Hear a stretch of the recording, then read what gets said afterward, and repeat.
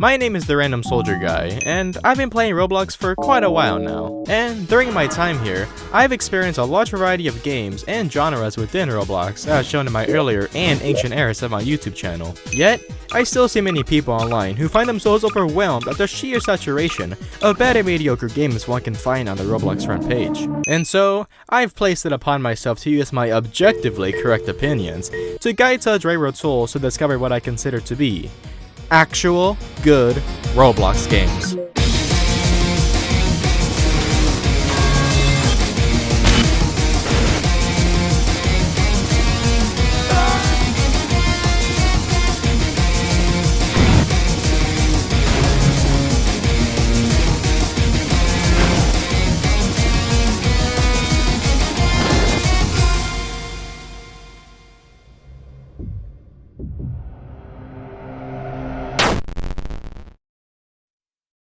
So, Roblox asymmetrical horror games.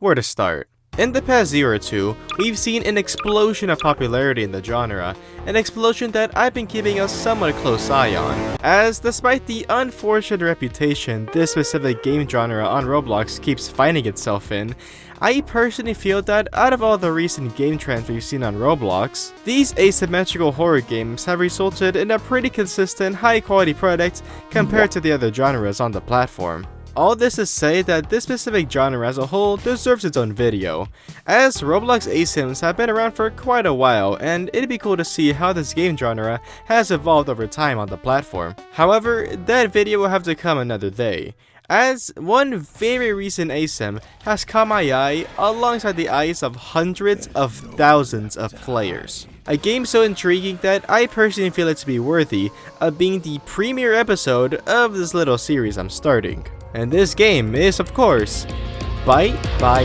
Night.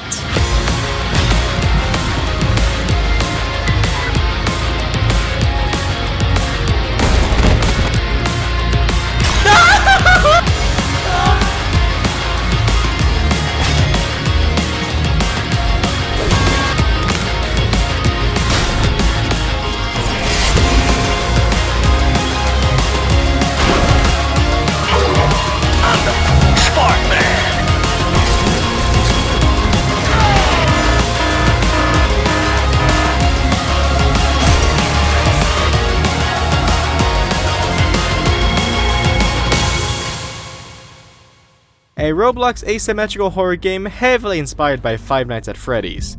And my god, it's pretty damn fun.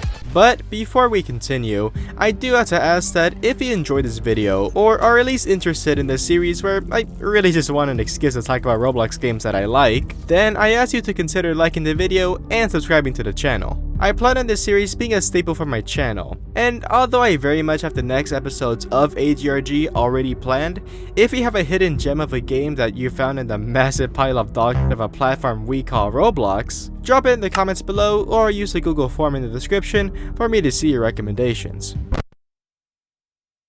Like every asymmetrical horror game, your roles as survivor and killer are quite simple. Kill everyone as killer and find a way to survive said killer while doing objectives as survivor, though with the FNAF code of pain, of course. This is all done on one of currently 3 maps. These range from the delightful wide and hallway-filled warehouse, the pretty standard nondescript copyright-free pizzeria, and, of course, Hell's 10th lair, the root of all evil in the world, and Hitler's personal favorite vacation place, otherwise known as the Forest. I mean, it isn't as bad now, but it still easily is the weakest map. But regardless of the location each round takes place in each map, besides Forest, survivors are given 2 main objectives that they can do that can be done to greatly skip ahead in the night. These being generators, how creative I know, and batteries. Generators are pretty simple and are thankfully way more interesting than those in games like Dead by Daylight. There's 3 phases for each generator found on the map. You have the Among Us wire task, the flippy switches, and, of course, repeat the cycle 4 times for each generator to fully repair it. The second objective is much more straightforward, with large batteries on the ground being able to be picked up and plugged into a nearby battery drop-off place. The locations for these drop-offs are thankfully highlighted in red. However, you are unable to sprint while carrying a battery. Originally, me and my friends thought that this just made you a sitting duck. Though it turns out that you can actually drop batteries at any time by pressing X, I believe. It would have been a good idea to show this on screen or something, but hey, the game is in beta, so I'll cut it some slack, I guess. Think of these objectives like your Dead by Daylight generators, but instead of a set 5 generators needed to power an exit gate, these are more like optional objectives that make the night go by faster and scale depending on the amount of survivors that spawn into each round. As this is a FNAF fan game, with your win condition as survivor being to survive until 6 AM, where only then an exit gate will open. So these optional objectives are basically mandatory, unless you're the type of person to unironically play FNAF in real time. No! No! No! The only exception to this is of course my favorite feature in the majority of asymmetrical horror games: Last Man Standing. When only one survivor alive remains, the clock is set to 5 AM, the final survivor is brought back to max HP, and the final chase begins, while some of the best tracks this game's OST has to offer bangs in the background. The time it does take to get to 6 AM is quite long, however, taking I believe 2 minutes of survival time just for the exit gates to open. And with the chases being decided due to the somewhat controversial mechanic of stamina management, this leads to some of the most intense last man standings I've seen in a while. No! For those of you who don't know, stamina management is a very common mechanic many Roblox ASYMs have. A mechanic that is easily described as just making sure that your stamina bar never hits 0 during a chase, where, unfortunately, this mechanic is often met with complaints and grievances from many fans in the wider ASYM community. As the topic of whether or not stamina management is a good system for asymmetrical horror games is a discussion that will continue to go on for many years, and one that this video will not be diving into. I personally think it fits the game very well, but I perfectly understand why some have expressed this interest in the game due to stamina management. Though, the reason why I feel like this game benefits from the inclusion of stamina management is due to the main mechanic that differs by night with its competition, being the ability to barricade doors.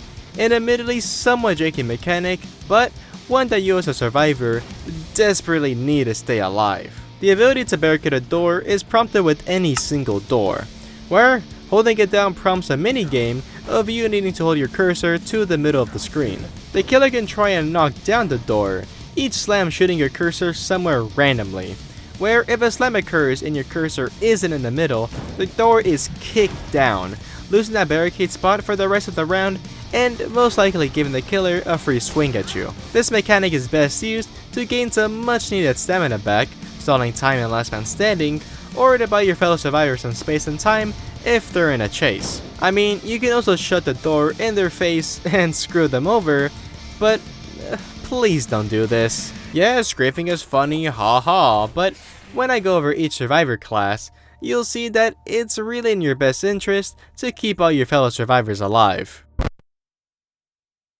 As of writing this, there's currently 5 survivor classes in the game, and each fall into their own roles that they're expected to follow each round. Let's quickly go over each one. The class you start with when first putting up the game is Customer, the designated survivalist of the group. Equipped with the speed-inducing soda and a self-heal pizza, this kit should be pretty obvious on how it's meant to be played.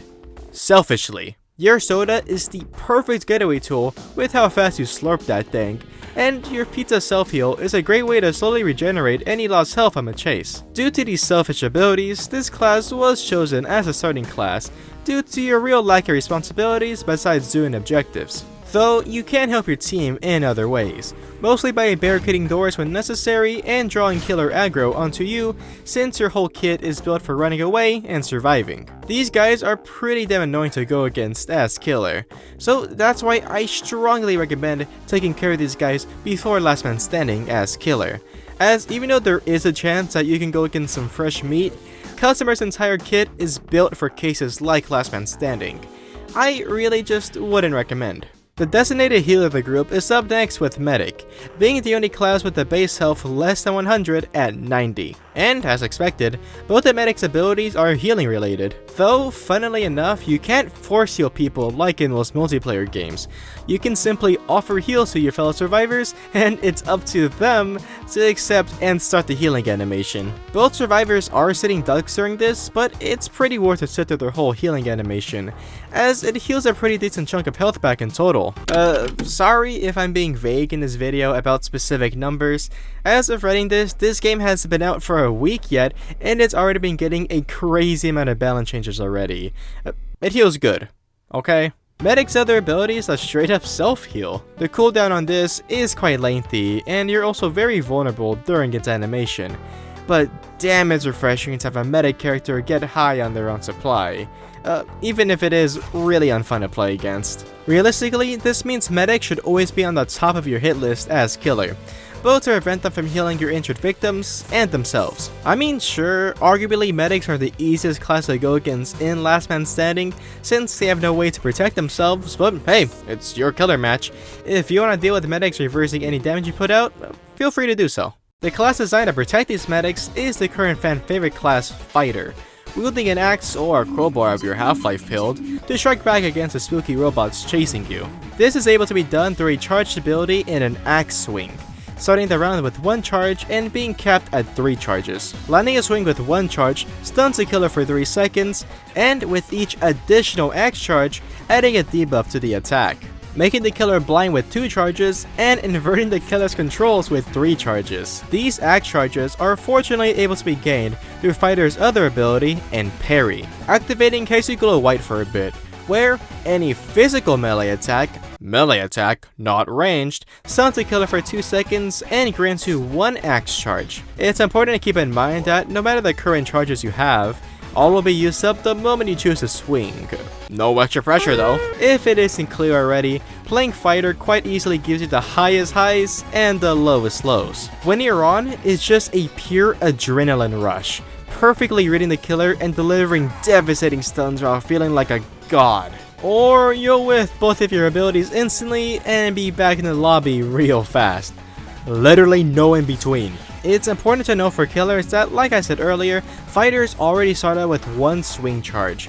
But with how much distance fighters get when using the ability, unless you know how to matador it perfectly, just tanking the hit and leaving the fighter with no charges is honestly my preferred strategy. And although this kit sounds very annoying to go against in Last Man Standing, especially now that Fighter has the highest base health at 110, honestly, I find Fighters really easy to outpredict, as on both sides, playing as and against Fighter is all about mind games as to when the killer will actually attack or just try and bait out a parry. Baiting is usually done by just running at them and waiting for an itchy trigger finger, though if the fighter realizes this, you're both in store for a very fun interaction. As if you couldn't tell already, Fighter very easily is the most fun class to play as and against. At last, the designated support class is here with Security Guard, my current beloved main. Security Guard wields a taser as their main weapon, where bringing it out automatically starts charging it as seen below, where depending on when you choose to fire it, deciding how powerful its effects are. As below the green line, it's barely even worth shooting as it only slows the killer for 3 seconds. At the green line, however, is when the taser starts coming through. Landing this forces the killer to walk slowly for 5 seconds and prevents them from using any abilities or attacks. Wait a bit longer at the yellow line, and landing it adds an extra 2 seconds to its length, slows the killer further, and dazes the killer as well. And if you're able to get it to the red mark, the stun's duration turns to be 9 seconds, heavily slows the killer, and inverts their controls. Just gross. However, even landing your taser does require some level of aiming, and with each tier of the taser you pass, your own movement speed decreases more and more, starting by preventing you from sprinting by just charging it, slowing you down at green, slowing you even further at yellow, and basically making you immobile at red. The charge also can't be held forever and really isn't the best for self-defense. It's very clear that this taser is meant for helping others, not yourself, as the charge time for this is very slow and can't be relied on if you're being chased. It takes so long, man! It takes so long! Not even mentioning that despite the ranged nature of the stun, the killer will usually switch to aggression onto you, where thankfully security guard does start with the highest total health at 125 thanks to overheal. But please, if you're a fighter and I go out of my way to save your ass with my taser, I am expecting my back to be scratched as well. Please don't hide in a random corner like a pig. Security guard's other ability is accessibility to cameras, being able to view the rooms/locations of each map like the actual games, with your main ability being able to ping where the killer is to everyone by pressing on them. This really isn't too useful though with how short it is, and with your cameras taking a battery by browsing cams and pinging the killer, with the battery recharging when the cameras are down. Overall, despite how weak security guard is by themselves, a good security guard can be the biggest nightmare if they can hit their shots. And it's for these reasons alone why I choose to main this class. I swear, security guard has the most potential out of any class, and I want to mine that. No matter how many times my team leaves me for dead. No! Run! Oh, dude, they left me for dead. They left me for dead! Do I sound tired? Deep when I was crunching to get this video out before I go on vacation, on a random Monday evening, Bite by Night's 5th survivor was released. A support survivalist hybrid, Technician. Wielding a Vanny mask, Technician's main gimmick is to put this mask on, forcing you to be in first person and giving you the awesome idea on paper to phase through walls. Though, I'm writing this just as the class got released. And my god, on some maps, especially Forest, your mask is basically useless. Like, you think that this would be the perfect counter to a trapper killer like Springtrap, bypassing choke points where his bear traps are? I really hope this ages poorly, but this ability is pretty underwhelming. It really just helps to build a small amount of distance by cutting corners and dashing through obstacles. I know this has the potential to be stupidly broken, but with the amount of objects you're able to phase through being so limited, I hope to see some buffs for this. Luckily, Technician's other ability, Static Mirage, is where Technician becomes a decent class. Using this sets down a static field that stuns and slows down the killer if they're in its radius, with the two pieces of counterplay being that the static field isn't up for too long and it can be destroyed by attacking it. But despite how fragile this field is, it still provides a massive safety blanket while doing generators and running through choke points / looping areas. Especially with how small these things are, hiding one right around a tight corner can buy you some valuable space and time during a chase. Just make sure you don't over rely on these things. They are a useful tool, yes, but they don't make you invincible standing on top of one. These are made to be expendable tools that strengthen survivor backlines and should only be used to gain distance on a killer. It's a static field, not a force field. If it isn't quite clear, all of these classes are much stronger when paired together. Teamwork is paramount in Bite by Night, which sucks cause this is a Roblox game, and putting your life in the hands of a random 12-year-old isn't exactly ideal. But when it works, oh, it's beautiful. Technicians staying alive and setting static fields around tight corners. Customers doing their best to complete objectives. Medics in the backline healing security guards and fighters as they slow down the killer. This dynamic doesn't always work, but when it does, it is some of the most fun I have ever had playing Survivor in a game like this. But now for the moment everyone watching has been waiting for. The poster boys, or poster robots, of Bite by Night. It's animatronic killers. There's currently 3 killers as of writing this, with each having their own unique intended playstyles. And who better to start off with? The star of FNAF 3. The killer that made it to Dead by Daylight. The man behind the slaughter. The Rotten. Okay, look, I know the devs changed the names of all the killers as they're currently in talks with Scott Cawthon to see if Bite by Night can probably be an official fan game, but I'm not calling Springtrap the f***ing Rotten. Springtrap is a pretty standard trapper killer archetype, with easily his most important ability being the ability to place down bear traps. With a capacity of 4, these are able to be set anywhere on the map and greatly help for preventing looping and slowing down survivor progress on objectives, as these force survivors to be stunned for around 8 seconds without the help of another survivor, while dealing a small chunk of health for good measure. And you want to be placing these things down as often as you can, as the only other thing that Springtrap has to counter looping is his Q or ability to throw the fire axe Springtrap wields. Hitting a survivor with it does a total of 35 damage due to bleed, but actually leaves Springtrap unarmed, even if you miss. But that doesn't make Springtrap harmless. Arguably, it makes him even more dangerous, as although his new primary attack of just smacking you is a bit weaker than his axe swing, Springtrap actually runs faster with no axe, and gains 2 new abilities in exchange for his bear traps while unarmed. The first is his Scream ability, where after a short baby rage animation, the location of all survivors are pinged while blinding them, depending on how far away you are when you scream. This is quite advantageous, not only to find hidden survivors, but it also restores 25 stamina and unlocks access to Springtrap's last ability, Charge. With a short burst of speed, Springtrap lunges out to try and grab a survivor, where landing Charge has you jumpscare the survivor you hit, dealing 40% of their health and ragdolling them to the side, resetting the chase greatly in your favor. Overall, this kit has everything you need to learn the basics as killer.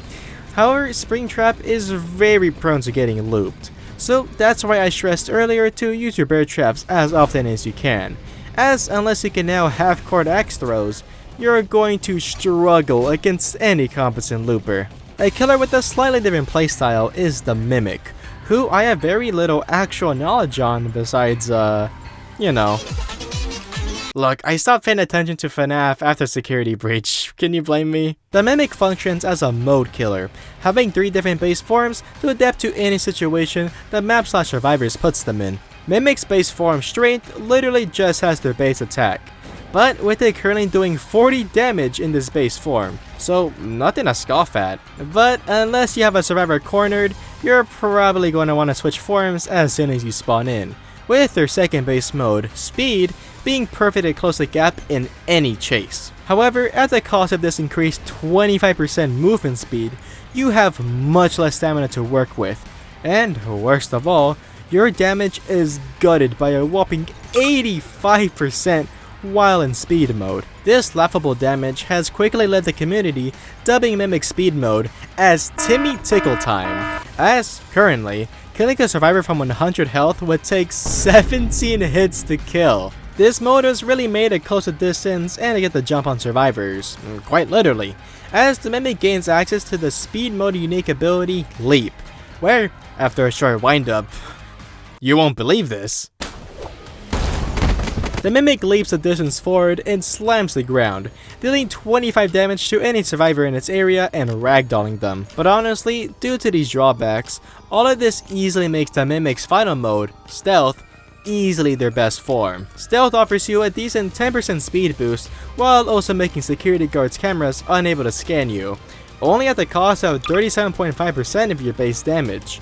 Honestly, pretty damn good. Not even mentioning the funniest ability Mimic has is unlocked in stealth mode, Grab. If you successfully hit a survivor with this, you pick them up and are able to carry them wherever you want to. This carries, naturally over to Drill Stab, an ability only used after successfully grabbing a survivor, as either by Grab's natural timer running out or by attacking, you drill into the grab survivor for 25 damage and fling them in front of you. You can not only use this throw to hit nearby survivors, but if you find a handy dandy dead end, you can force survivors into one and force them to run through you. Disgustingly powerful. Mimic's last ability is also here in stealth mode, Drill, where the Mimic is able to burrow into the ground and emerge anywhere on the map for a max of 32 damage to survivors who get hit by it. Blood things are Mo and Krill. Overall, the Mimic is pretty damn fun to play and it can dispatch survivors shockingly fast. However, due to the Mimic being melee only, looping is easily the most effective on them. However, if you let Timmy Tickle Time close a gap on you and trap you in a corner using Grab, there's honestly not much you can do, man. Bite by Night's final killer is Sister Locations Entered, being an infiltration/deception killer, as they actually have a passive ability. This passive of Trust No One makes it so that survivors are unable to know if a survivor is dead or alive, with each survivor status appearing as alive, even if it's last man standing. This is all to aid their signature ability, Skin Stealer, allowing them to disguise themselves as any survivor they have killed, pinging where every survivor is on the map and letting them try and fool the survivors that you're on their side. This helps a lot in sneaking up on survivors doing objectives, as no chase music plays while disguised, allowing you to use your primary attack, stab. After I lunge forward, any hit survivor will be shanked several times, dealing 38 damage in total. However, while disguised, you're constantly on a timer until your host is unsuitable, where either by it ending early, getting stunned while disguised, or using your other disguised ability, Explode, you deal 25 damage to any nearby survivor and ragdoll them. But all this is meant when you're supposed to be disguised. Your base form is fortunately much more lethal and intimidating. Ennard's only ranged ability is actually in their base form with Grab, shooting at an arm from where they're looking to real survivors right in front of you. However, I find the range of this thing quite lackluster. It's huge if you can land it, but honestly, I find myself always whiffing this ability. Probably just a skill issue on my end though. Also, this Grab ability now also isn't Ennard's only ranged move. Production of this game is already working real damn fast, as Ennard has been given another ranged ability, though for their Skin Sealer form. This ability is equivalent to the base form's Wire Eyes ability, where after a short animation, Ennard unleashes two chudlings from their body and starts wandering towards survivors near them. However, in Skin Sealer form, this ability is changed where now you can physically throw one of these Wire Eyes to explode on contact with survivors, or to just be used as a regular chudling if no contact is made. If any survivor passes by them, your chudlings will latch onto them, revealing their location to Ennard while blinding them, slowing them, and doing a bit of damage to them. Seriously, having these things latch onto you during a chase is a death sentence. The only way to get the chudlings off you is by literally shaking your camera until they're off, where after being shaken off, the chudling will explode and actually do damage to you if you're near it. Easily Ennard's best ability. Overall, Ennard is easily the most annoying killer to go against, either through their passive, their Skinwalker ability, or their stupid damn chudlings. Though you could make the argument that relying on these buggy little guys is a major flaw. But even then, Ennard is just an absolute nightmare to play against in my opinion. Although I'm mostly fine with it though, because Ennard's killer intro is so goddamn funny. Oh, Ennard! And with that, that's every survivor class and killer roughly covered.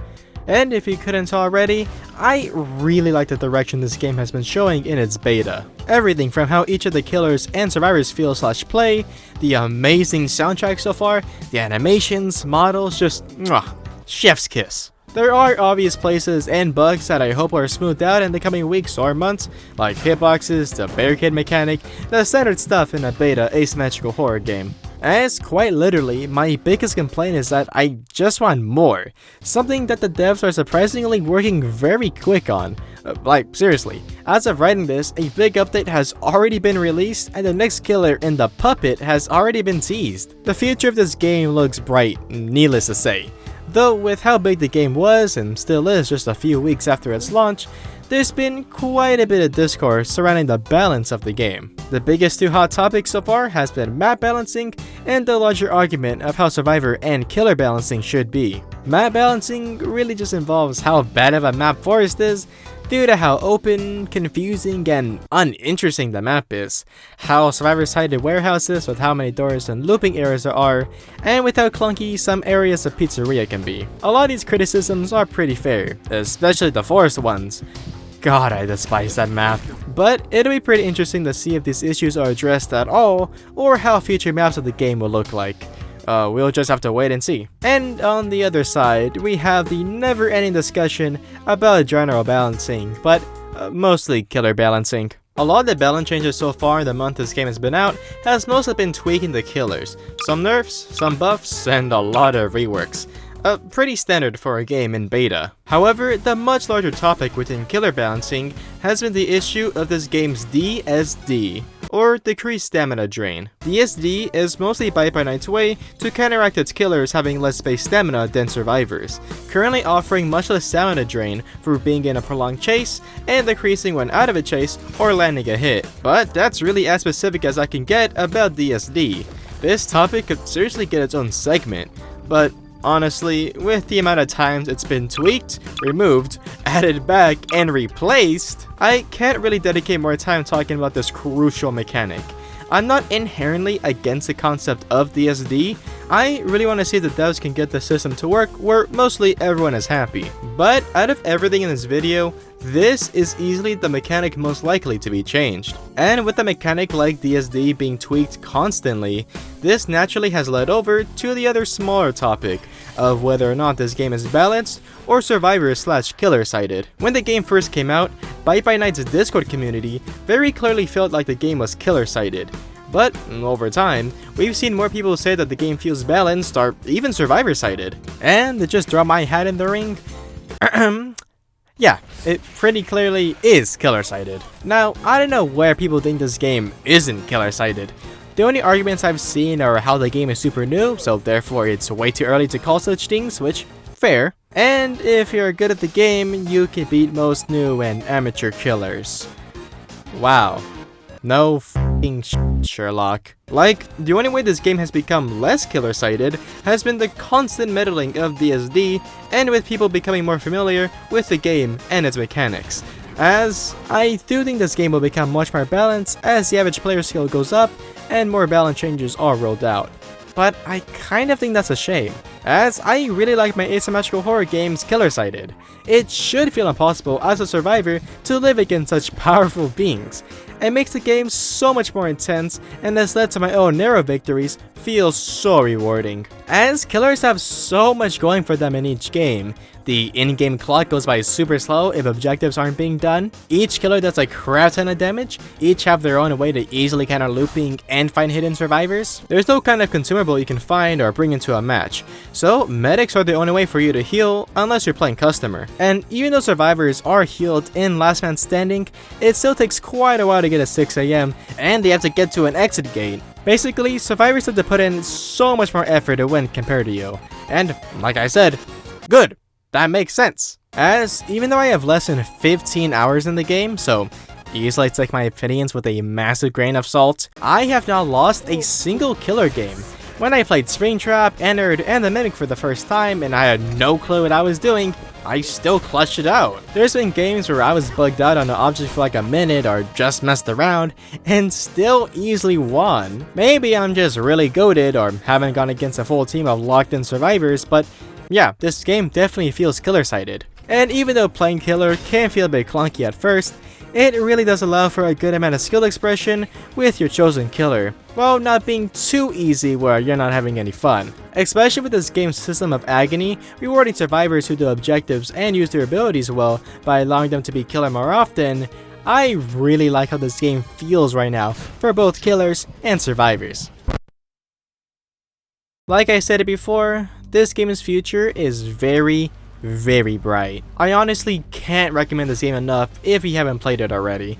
It's a blast to play, and the in-game currency you get to unlock new killers, survivors, skins, and emotes is quite bountiful. I was able to unlock everything, buy some emotes, and even that funny Pymation skin in under 5 hours. It really isn't grindy. I say that even though Fastflation just hit the game's marketplace, so comment slightly rescinded. Not to be mentioning that you can even buy the VIP Game Pass with the in-game currency, which is a super neat touch, and something I wish more Roblox game developers did. I could keep going on for like another 10 minutes of glaze, but to just wrap this video up, Bite by Night has been a fantastic showing of a game in beta.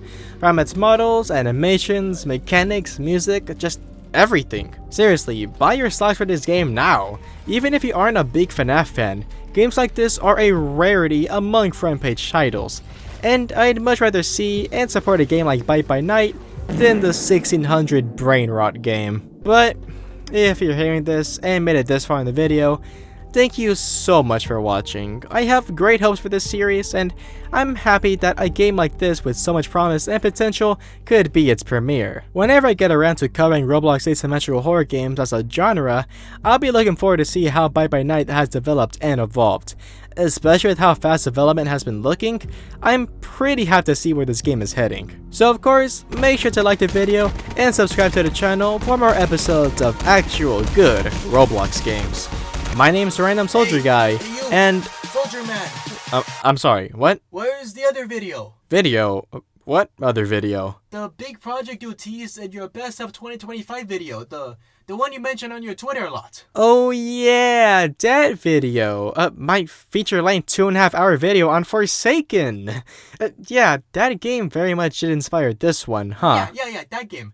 The one that gets into drama every week. Yeah, the game that has swallowed a year of my life and actively curses those who become a fan of it.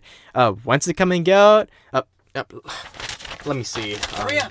Oh yeah, here it is. The long overdue overview of Roblox Forsaken will come out on...